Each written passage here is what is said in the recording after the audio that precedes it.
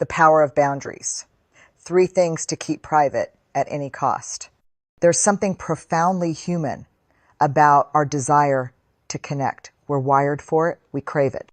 And yet, in our eagerness to be seen and understood, we sometimes forget one crucial true connection is built not just on openness, but on boundaries.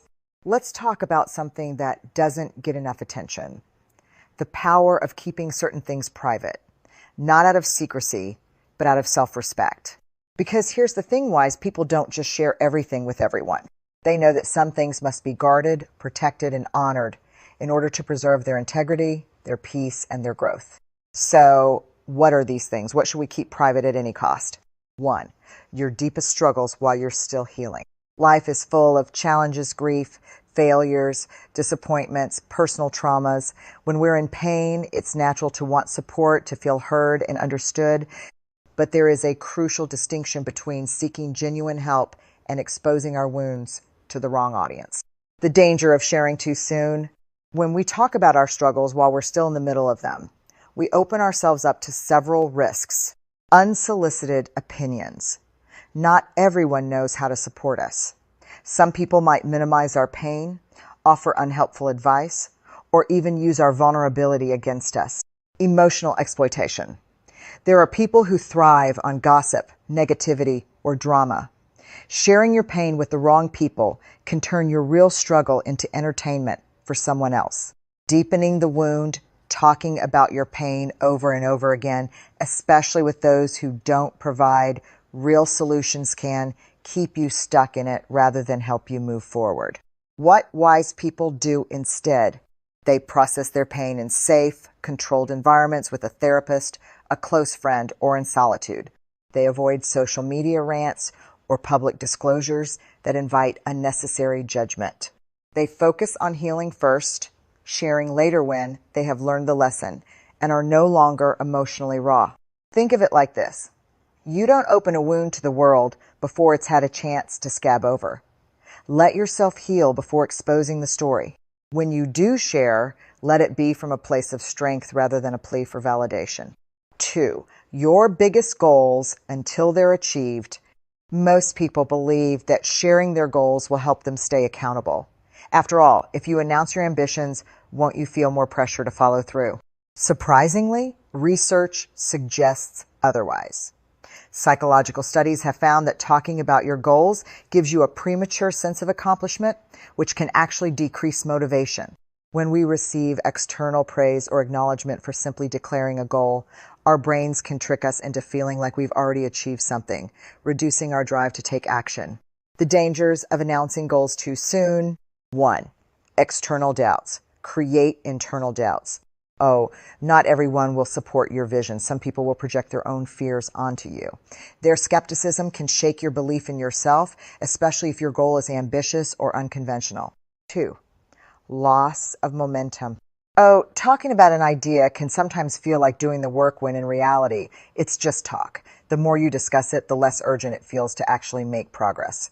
3, unnecessary pressure and expectation. Oh, if you tell too many people about your plans, you might start making decisions based on how they perceive your success rather than what's truly best for you. What wise people do instead? They work in silence and let results speak louder than words. They share selectively with mentors or those who can genuinely help them. They understand that not everyone needs to know what they're working on. Some things grow best when they're nurtured privately, without outside interference. Nurtured and protected from harsh conditions. Only when it's strong enough can it withstand the winds of the outside world. So don't announce every dream too soon. Build first, reveal later. 3, your private life and personal relationships. In an era of constant sharing, it's easy to feel like we need to put everything on display or relationships, family dynamics, personal milestones. But wise people understand that some things lose their value when they are exposed to too many people. The risks of oversharing personal matters. 1, unwanted interference. Oh, when too many people know about your personal life, they start feeling entitled to give opinion 7 when they're not needed. Whether it's about your marriage, friendships, or family issues, unsolicited advice can create unnecessary tension. 2, increased vulnerability. Oh, relationships, whether romantic or platonic, thrive in intimacy and trust, not in public validation. The more people know, the more they feel like they have a say, and sometimes their influence can be damaging. 3, performative love versus authentic love.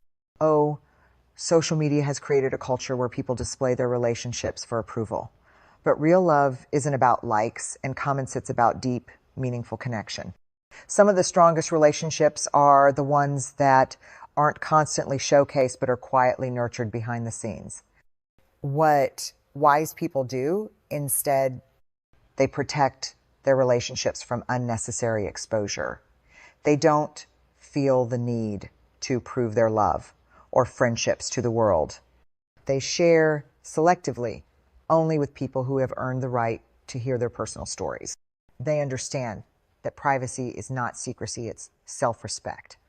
Your personal life is yours. It's not content for public consumption. The courage to protect what matters. There's a misconception that being open means sharing everything. But true openness isn't about exposure, it's about discernment. Being wise means knowing what to share, when to share it, and with whom. It means having the courage to say, this part of my life is not for public discussion. Not as a way to build walls, but as a way to preserve what is sacred. Because some things are not meant to be displayed, debated, or dissected by those who have no stake in our well-being.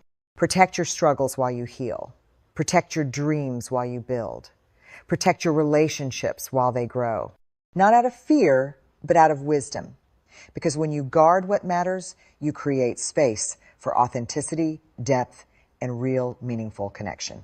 And that's the real power of keeping things private. The strength in privacy.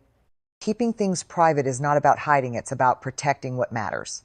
Protect your struggles until you have healed. Protect your goals until you have built something real.